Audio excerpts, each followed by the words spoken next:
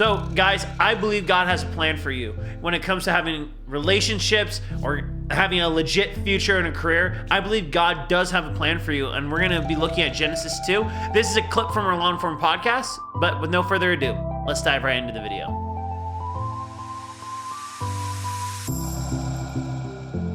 But one thing I absolutely love is that God saw a need and God has a plan to fulfill. God has a plan and he will fulfill it faithfully. He's like, this isn't good. And notice how it wasn't Adam who first recognized it, but it was God. God was the one who recognized it. He's like, no. He's like, this ain't gonna fly. But I think it's interesting that God had a specific way of doing it. Instead of just creating it from women from the dust, like man, instead he pulled man from woman, or woman from man. Let me be very specific on that and clear. God pulled the woman out of man. I forgot who the exact quote was from, but God didn't pull. It's important to note that God didn't pull, a toe from his foot for man to trample over when he created woman. He didn't pull it out of man's head, right, to symbolize God. Women are supposed to be the head of men, right? That isn't at all. God pulled him out of the side because man is supposed to cover his woman, quite literally, to be there, to look after, to be united with. It's a very key thing to catch. And my mom, I had a really good conversation with her about this. And she pointed out, it's kind of interesting that God, he created man, but he formed woman perfectly to be suitable for man. Isn't that interesting? And I'm like, that is a very good observation, But God, I think this also can be encouraging to young people as well who are single, because God sees a need and he has a plan to fulfill on his time. It wasn't that Adam recognized it and said, God, give me it now, give me now, give me now, give me now. God's like, I'm going to do it on my time. His timing's perfect. Everything about everything was perfect.